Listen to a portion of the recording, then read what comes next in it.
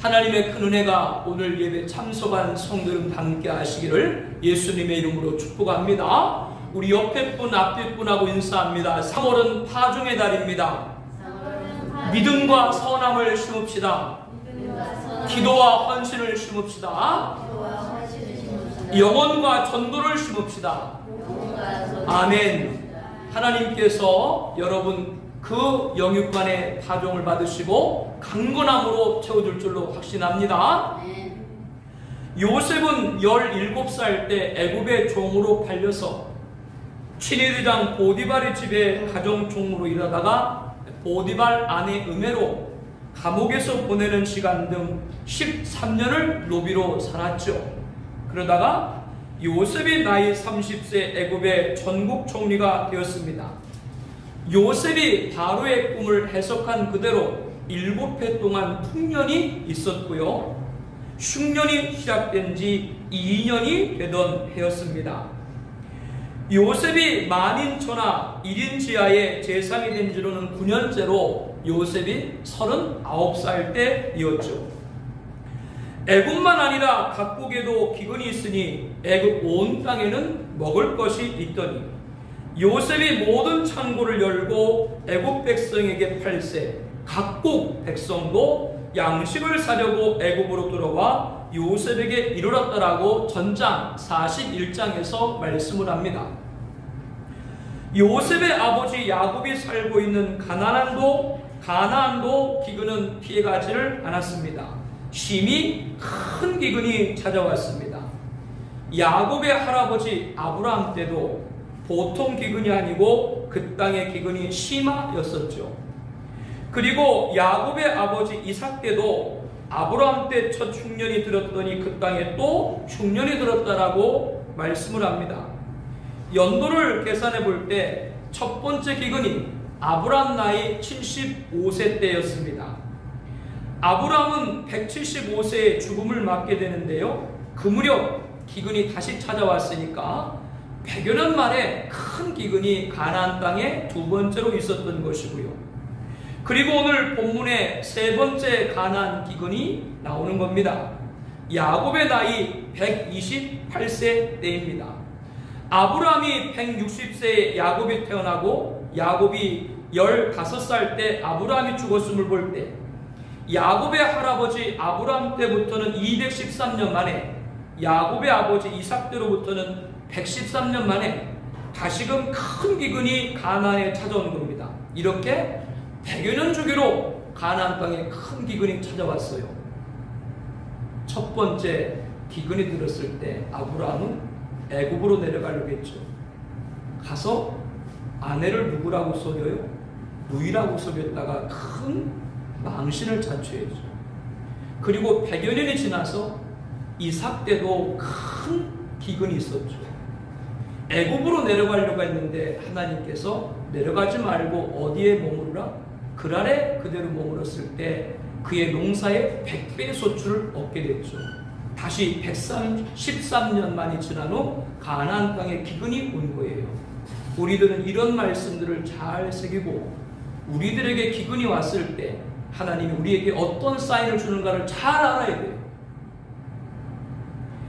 이태 동안 계속된 기근으로 풀 한 포기조차 자라지 못하는 상황에서 이제 식량이 부족하여 한 달도 버티기가 어렵게 됐습니다. 야곱은 아들들을 불러 모았죠. 그때도 야곱은 곡식이 애굽에 있음을 소문을 통해서 알고 있었습니다.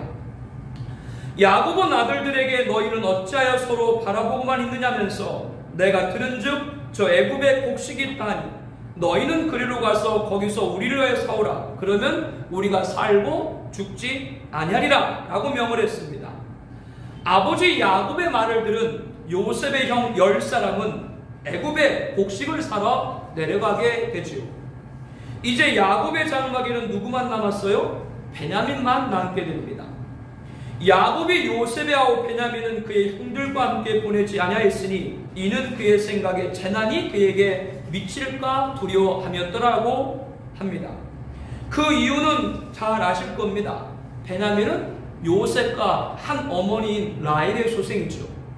야곱은 가장 사랑했던 아내 라헬도 먼저 떠나보내고 그의 소생인 요셉도 잃고, 그리고 이제 그의 동생 베냐민이 남았는데 혹시 타국으로 보냈다가 행여 무슨 변고라도 있을까봐 애굽으로 가는 길에 베냐민만은 보내지를 않은 겁니다. 가나안에서 애굽까지 직선거리가 250km입니다.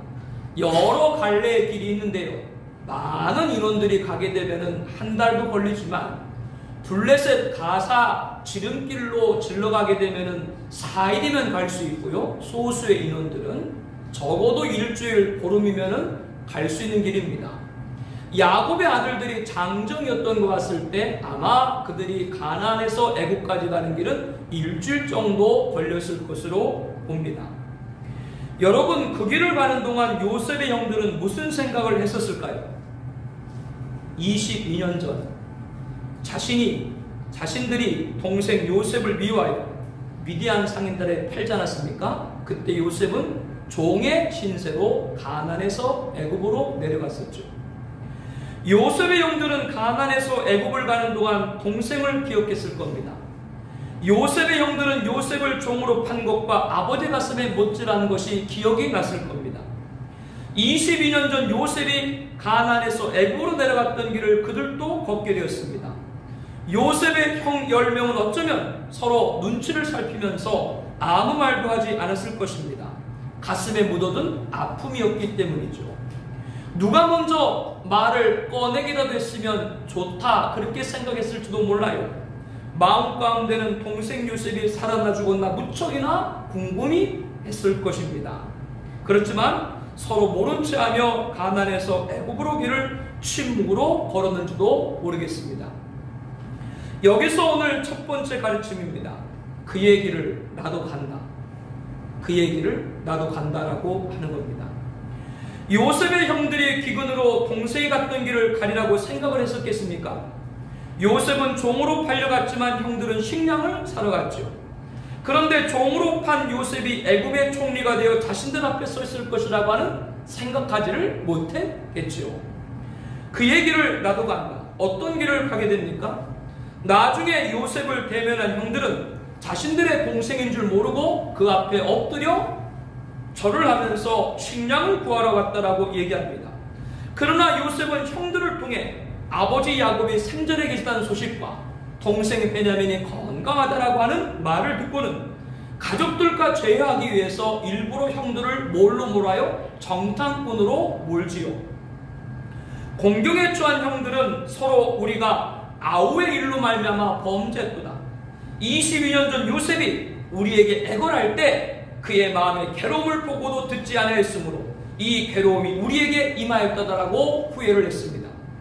요셉의 형들은 어떤 자책을 하고 있습니까? 요셉이 애걸할 때, 요셉이 호소할 때 그 마음의 괴로움을 보고도 듣지 아니하였다. 이 괴로움이 그래서 이제 우리에게 임하였다. 그의 길을 나도 간다. 어떤 길을 가고 있어요? 요셉이 걸었던 괴로움의 길을 형들이 걷게 되는 것이죠.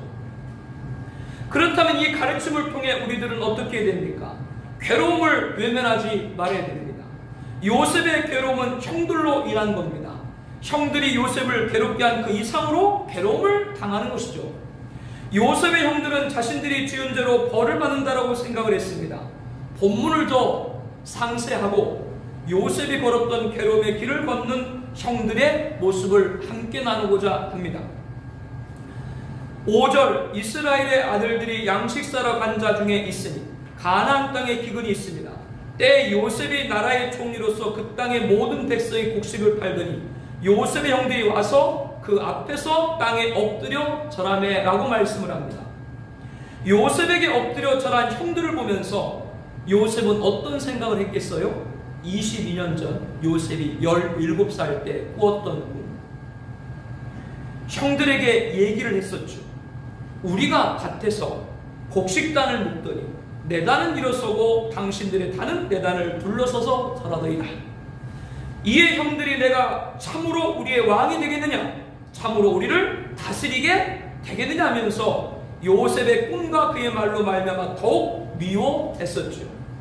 그러나 요셉은 다시 꿈을 꾸고 형들에게 내가 또 꿈을 꾼 즉 해와 달과 그리고 11별이 내게 절하다이다 라고 하였습니다. 지난주에 요셉이 바로의 꿈을 해석했죠. 그러면서 요셉이 이런 말을 바로에게 했습니다. 꿈을 2번 겹쳐 꾸신 것은 하나님이 이 일을 정하였었습니다. 하나님이 속히 행하시리라.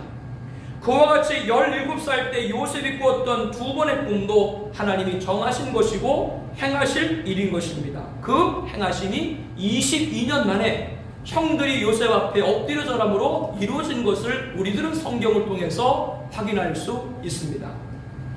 요셉은 형들인 줄 아나 모르는 체하고 엄한 소리로 말하여 너희가 어디서 왔느냐 취조조로 물었죠. 형들은 곡물을 사려고 가나안에서 왔나이다 답을 합니다. 이런 대화 가운데도 요셉은 형들을 알아보았으나 형들은 요셉을 알아보지 못하였습니다. 요셉의 형들은 22년 전 꿈대로 이루어지고 있는 것을 전혀 생각하지 못하고 애굽의 전국 총리로 요셉이 등용될 것이라고 하는 것은 상상하지를 못했겠죠. 그 순간에도 요셉은 그들에게 대해 꿈꾼 꿈을 생각하고 하나님이 꿈대로 이를 행하셨음을 알았습니다. 요셉은 형들에게 너희는 정탐꾼들이라 이 나라의 틈을 엿보라고 왔느냐면서 반란죄로 다스리겠다라고 엄포를 놓았습니다. 큰 위기를 느낀 요셉의 형들은 요셉에게 내 주여 아니니이다. 당신의 종들은 곡물을 사러 왔나이다 라면서 우리는 다 한 사람의 아들들로서 확실한 자들이니 당신의 종들은 정탐꾼이 아니다라고 하였습니다. 그러나 요셉은 아니라 너희가 이 나라의 틈을 엿보러 왔느냐면서 몰아붙였고요. 요셉의 형들은 똥줄이 타서 당신의 종 우리들은 12형제로서 가나안 땅 한 사람의 아들들이라 막내 아들은 오늘 아버지와 함께 있고 또 하나는 없어졌나이다 라고 거듭거듭해서 자신들의 신분과 무죄를 밝혔습니다. 그럼에도 요셉은 내가 너에게 이르기를 너희는 정탐꾼들이라 한 말이 이것이라면서 정말 결백하다면 너희는 이같이 너희 진실함을 증명할 것이라면서 바로의 생명으로 맹세하노니 너희 막내 아우가 여기 오지 아니하면 너희가 여기서 나가지 못하리라고 다시 엄포를 놓았습니다. 요셉은 너희 중 하나를 보내어 너희 아우를 데려오게 하고 너희는 갇혀 있으라. 내가 너희의 말을 시험하여 너희 중에 진실이 있는지 보리라 반복하면서 바로의 생명으로 맹세하노니 그리하지 아니하면 너희는 과연 정탐꾼이라 더욱 거세게 몰아붙이며 3일 동안을 옥에 가뒀습니다. 요셉의 형들은 공포와 불안에 떨면서 3일을 옥에서 보내야만 했지요. 정탐꾼이 아닌지 알기 위해서는 요셉의 요구대로 누구를 데리고 와야 돼요? 막내 베냐민을 데리고 와야 되는데 아버지 야곱이 베냐민을 데리고 오도록 하지 않을 걸 알았기 때문에 이 요셉의 형들은 애가 타고 두려워했습니다. 왜 꼭 집어가지고 베냐민을 얘기했을까? 형들은 마음에 큰 두려움을 가졌던 거죠. 옥에 갇힌 지 사흘 만에 요셉은 형들에게 나는 하나님을 경외하노니 너희는 이같이 하여 생명을 보존하라. 너희가 확신한 자들이면 너희 형제 중에 한 사람만 가는 게 아니라 한 사람만 이곳에 있고 나머지는 가서 식량의 굶주림을 다 면하고 너희 아우를 내게로 데리고 오라. 그러면 너희 말이 진실함이 되고 너희가 죽지 아니하리라 라고 했습니다. 요셉의 형들은 어쩔 수 없이 요셉의 말 그대로를 따를 수밖에 없었죠. 이때 요셉의 형들이 서로 말하되 우리가 아우의 일로 말미암아 범죄하였도다. 그가 우리에게 애걸할 때에 그 마음의 괴로움을 보고도 듣지 않음했으므로 이 괴로움이 우리에게 임하였도다 라고 자책을 했습니다. 자신들로 요셉이 큰 괴로움을 당했고 그 괴로움이 이제 누구에게? 우리들에게 왔다. 이렇게 지금 하소연을 하고 있는 것이죠. 부메랑이 되어서 그 괴로움이 요셉의 형들에게 오게 될지는 알지를 못했던 겁니다. 이렇게 요셉의 형들이 괴로워할 때 장자인 루벤이 형제들에게 말합니다. 22년 전 내가 너희들에게 그 아이에 대하여 죄를 짓지 말라고 하지 아니하였더냐? 그래도 너희가 듣지 아니하였느니라. 그러므로 그의 핏값을 치르게 되었더라. 22년 전 요셉을 해하지 말자는 자신의 호소를 듣지 않은 동생들에게 맏형인 루벤이 나무람을 하고 있는 것이죠. 지금 요셉의 형들은 서로 주고받는 대화의 내용들을 요셉은 다 알고 있죠. 그런데 요셉이 중간에 통역관을 세웠기 때문에 요셉의 형들은 요셉이 그 말을 듣고 있는지를 몰랐어요. 형들의 말을 들은 요셉은 감격이 격해졌습니다.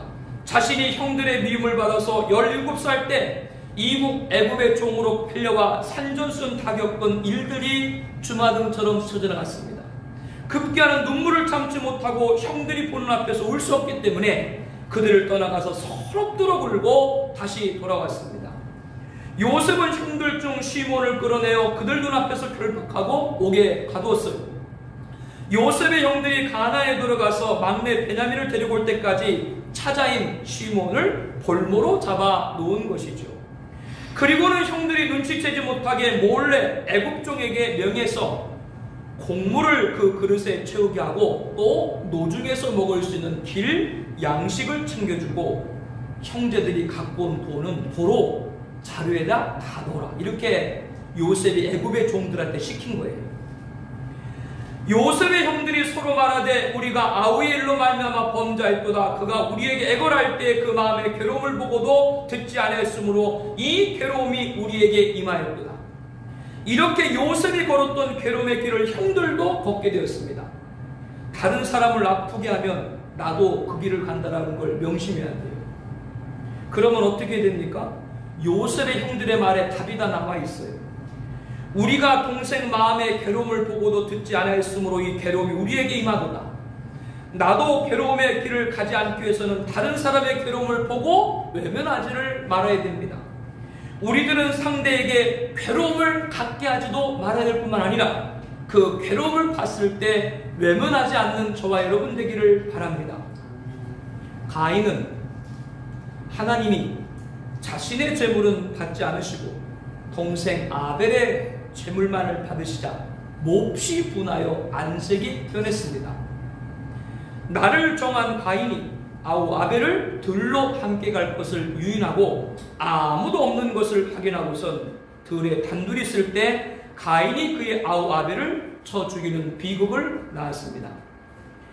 하나님 여호와께서 가인에게 내 아우 아벨이 어디 있느냐 묻자 내가 알지 못하나이다. 내가 아우를 지키는 자이니까 라면서 자신의 죄를 감췄죠. 그런 가인에게 하나님은 내 아우의 핏소리가 땅에서부터 내게 호소하느니라 라고 했습니다. 하나님은 아벨이 부르짖는다고 했습니다. 아벨이 뭘 부르짖어요? 살려달라고 애원하는 부르짖음. 이것을 하나님은 가인에게 말을 했죠. 그러나 내가 알지 못하나이다 라고 했습니다. 가인은 아벨의 부르짖음을 외면했습니다. 내가 내 아우를 지키는 자냐니까 라고 항변을 합니다. 아벨을 괴롭게 한 가인에게 하나님은 땅이 그 입을 벌려 내 손에부터 내 아우의 피를 받았은즉 내가 땅에서 저주를 받을 것이요 내가 밭을 갈아도 땅이 다시는 그 효력을 내게 주지 아니할 것이요 너는 땅에서 피하며 유리한 자가 되리라. 아벨을 살해한 가인에게 하나님은 형벌을 내리셨습니다. 다른 사람에게 괴로움을 준 것을 누구는 기억해요? 하나님은 기억하고 계세요. 우리가 다른 사람을 괴롭히게 하면 안 된다는 것을 각인해야 됩니다. 그 사람이 미워도 속상해도 괴롭게 하면 안 돼요. 예수님께서 두로와 시돈 지방으로 들어가셨습니다. 그 땅에 살던 가나안 여자 하나가 그 지경에 나와서 소리질러 다윗의 자손이여 나를 불쌍히 여기소서 내 딸이 흉악하게 귀신 들려 고통을 받고 있다고 자기의 딸을 고쳐달라고 애원을 했습니다. 그러나 예수님은 한 말씀도 대답하지를 않으셨죠. 제자들이 찾아와서 예수님에게 말하죠. 여자가 우리 뒤에서 소리를 지르오니 그냥 그를 보내소서 라고 여쭙습니다. 그때 예수님께서는 나는 이스라엘 집에 잃어버린 양 외에는 다른 데로 보내심을 받지 아니하노라고 하면서 매몰차게 거절을 했습니다. 이 말씀의 뜻은 예수님은 유대인으로 이스라엘 사람들에게 복음을 전하러 온 것이지 이방 땅의 가나안 여인 그의 요청을 들을 수 없다라는 말입니다. 예수님이 지금 차별을 하시는 건가요?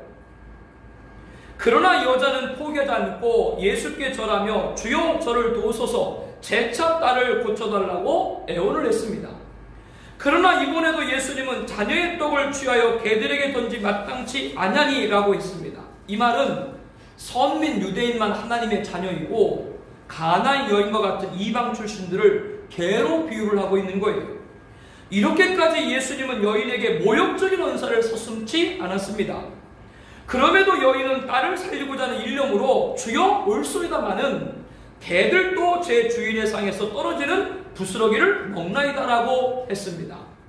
여인은 저를 개라고 말해도 저는 상관이 없으니 주의 밥상에서 떨어지는 부스러기를 먹는 개와 같이 조금이라도 저를 불쌍히 여기시고 제 딸을 고쳐달라, 구원해달라고 다시 한번 예수님에게 애원하고 애원했습니다.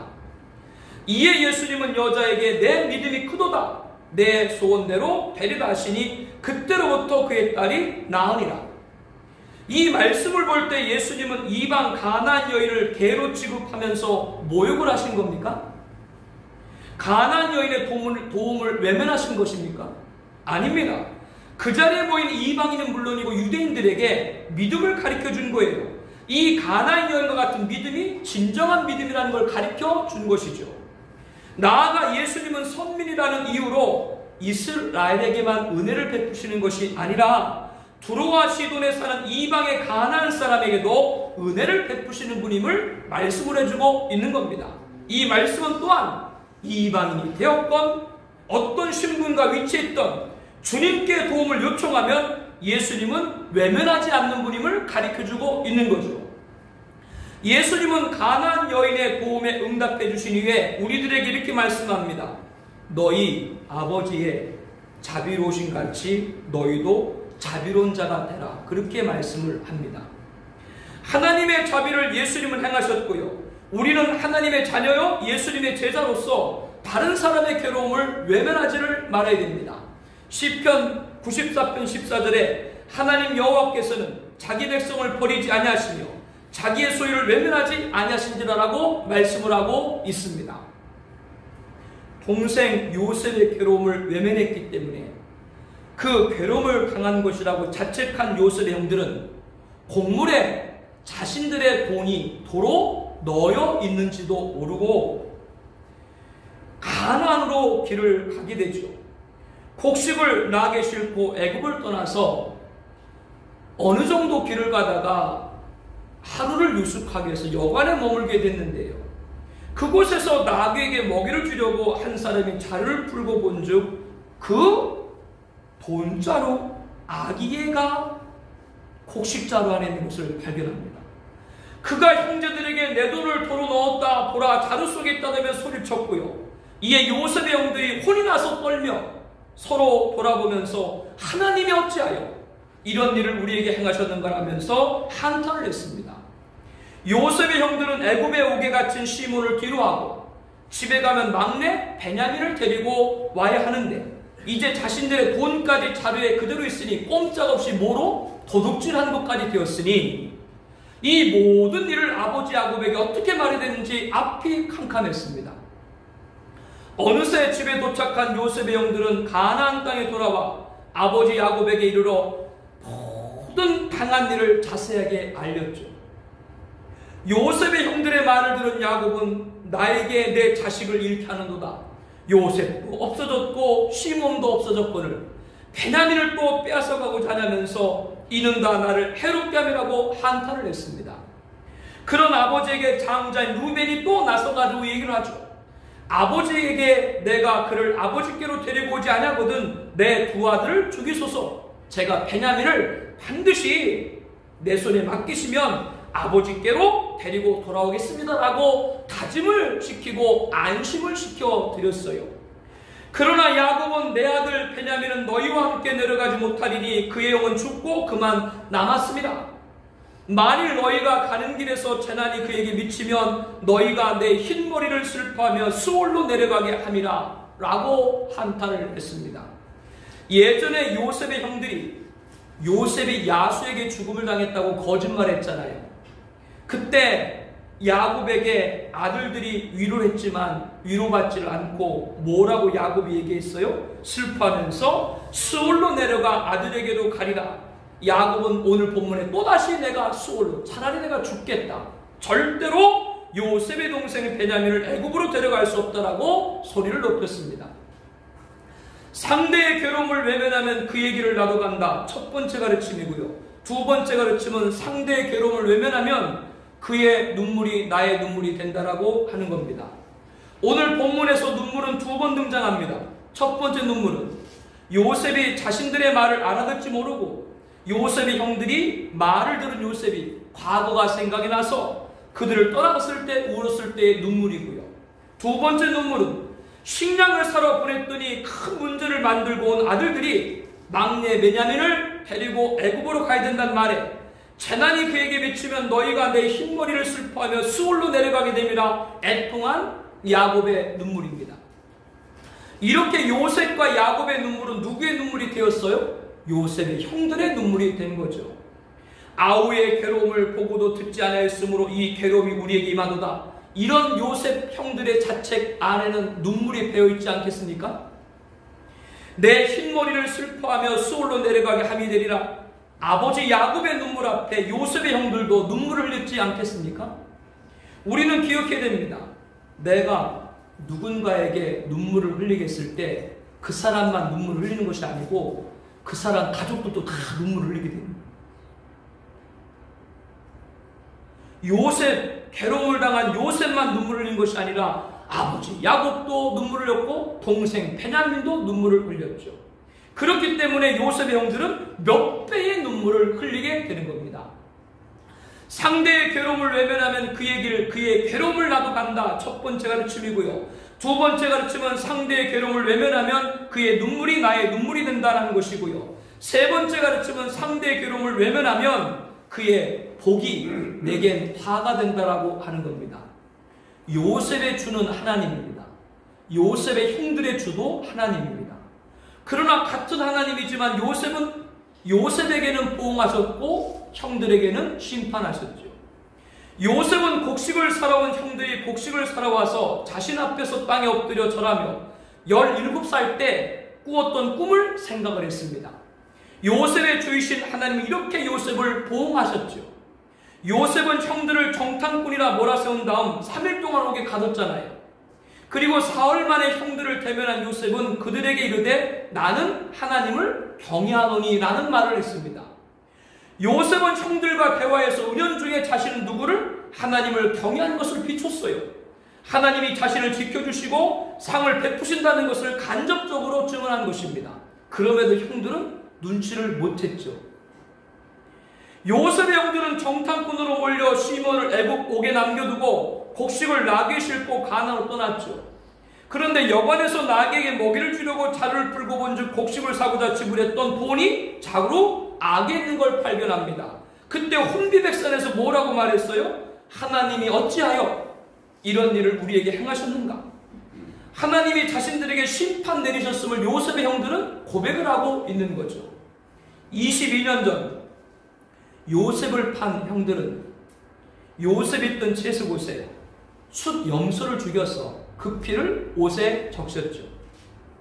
그리고 아버지 야곱에게로 가지고 가서 아들의 옷인가 보소서라고 그렇게 아뢰습니다. 이에 요셉의 피 묻은 채색옷을 야곱은 가슴에 품고 내 아들의 옷이라 악한 짐승이를 잡아먹었다라고 하면서 탄식을 했었죠. 형들은 요셉의 옷에 숫 염소를 죽여서 그 짐승의 피를 적셨습니다. 이 말은 형들이 실상은 요셉을 뭐 한 거예요? 죽인 거예요. 그래서 오늘 본문에도 루벤이 동생들한테 뭐라 그래요?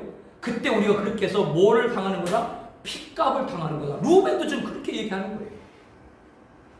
내가 반드시 너희의 피, 곧 너희의 생명의 피를 찾으리니 짐승이면 그 짐승에게서 사람이나 사람의 형제면 그에게서 그 생명을 찾으리니 다른 사람의 피를 흘리면 그 사람의 피도 흘릴 것이니 이는 하나님이 자기 형상대로 사람을 지으셨습니다.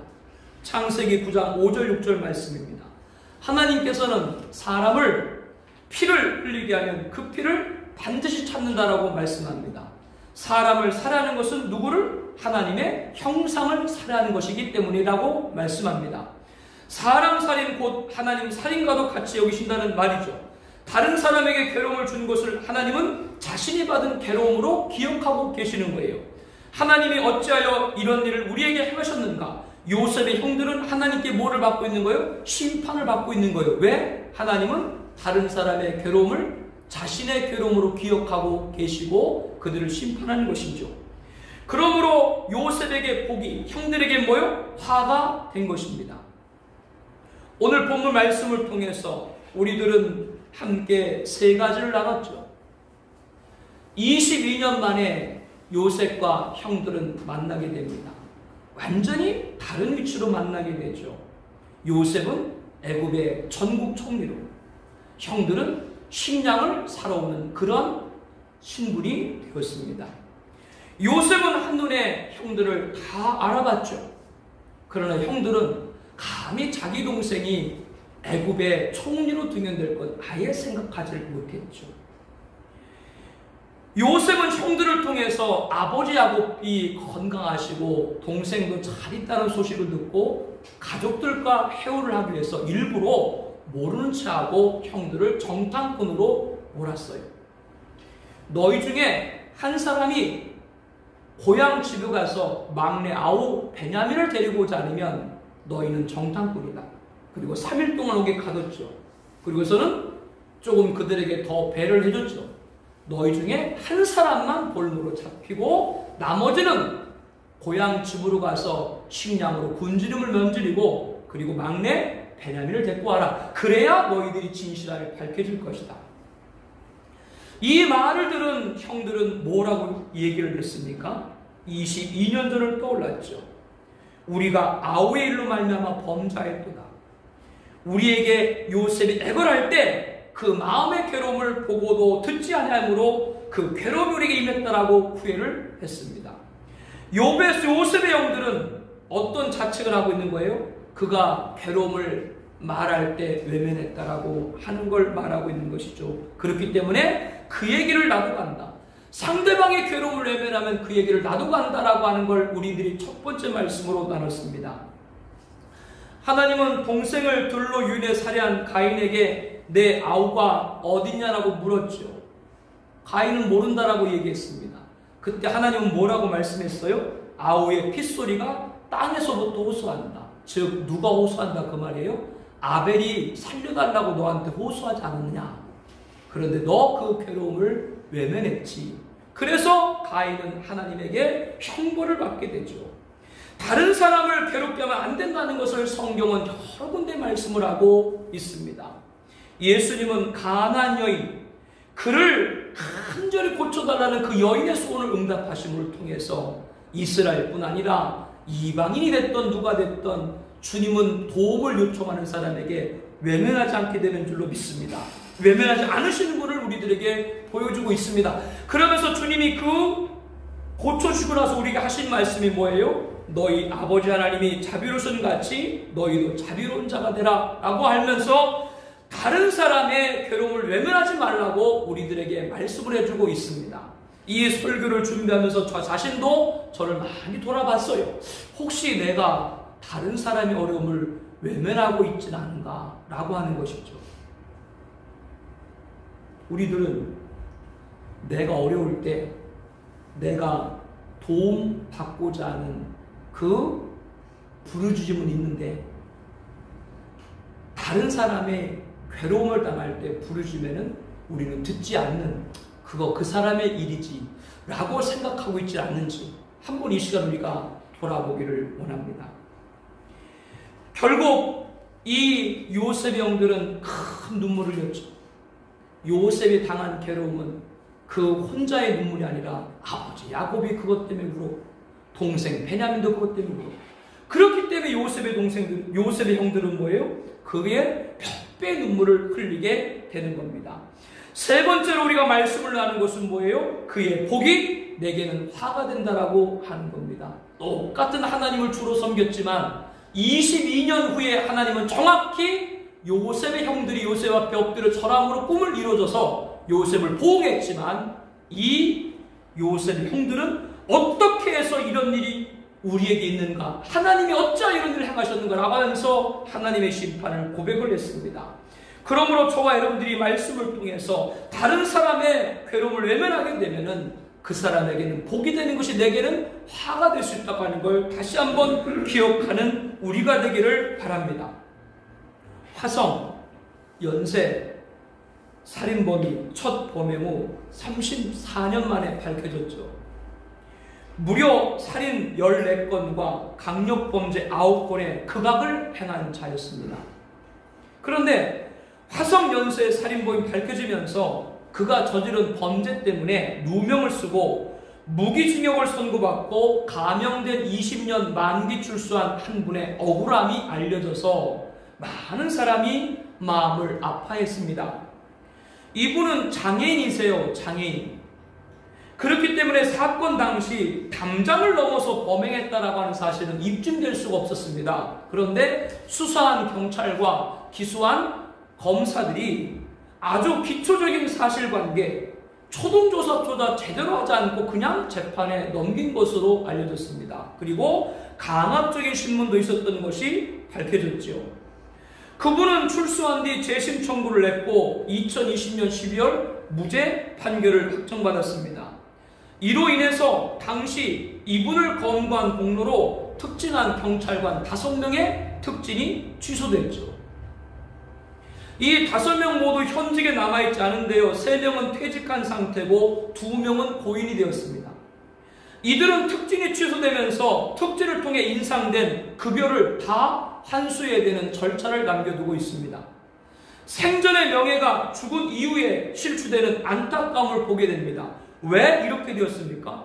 그분들은 그분의 죄가 없다라고 말한 괴로움을 외면했기 때문에 지금 이런 일을 당하는 거예요. 32년 만에 무죄가 선고된 이분은 한 방송에 출연해서 교도소에서 유일하게 자신을 믿어준 사람은 교도관이었다라고 말합니다. 그 교도관이 나를 신뢰하고 믿어줬기 때문에 내가 출소하고 나서 재심을 하고 오늘 무죄를 판결받을 수 있게 되었다라고 하는 내용을 보았습니다. 불의가 번번하고 불법에 성행하고 불행에 가득한 이 세상에서 다른 사람의 괴로움을 외면하지 말고 들어주고 위로하고 권면하고 세워주는 우리가 되기를 소망을 합니다. 그렇게 하려면 어떻게 됩니까? 형들의 미움으로 미디안 상의로 팔려 요셉이 걸었던 가나안에서 애국가의 길을 형들이 걸었던 것처럼 다른 사람의 괴로움을 외면하면 그 괴로움의 길을 나도 간다는 사실을 기억을 해야 됩니다. 그 길을 나도 간다입니다. 요셉의 괴로움은 혼자의 눈물이 아니었죠. 야곱의 눈물, 베냐민의 눈물이었습니다. 다른 사람에게 괴로움을 주면 그 사람 혼자가 아니라 그 가족 모두에게 눈물을 흘리게 되는 겁니다. 그러므로 나는 몇 배의 눈물을 흘려야 됩니다. 그의 눈물이 나의 눈물이 된다는 것을 기억을 해야 됩니다. 요셉의 그의 형들도 하나님을 믿었지만 하나님은 요셉에게 보호했지만 형들은 어떻게 했어요? 심판을 했죠. 다른 사람을 괴롭게 하는 것은 하나님 자신을 괴롭히는 것으로 심판을 하고 계시는 겁니다. 그에게 복이 내게 화가 되는 것입니다. 잠언 15장 31절에 생명의 경계를 듣는 귀는 지혜로운 자 가운데 있느니라. 다른 사람의 괴로움을 들어줘야 됩니다. 이사야 40장 1절에 너희의 하나님이 이르시되 너희는 위로하라 내 백성을 위로하라라고 하셨습니다. 다른 사람의 괴로움을 듣고 위로해야 됩니다.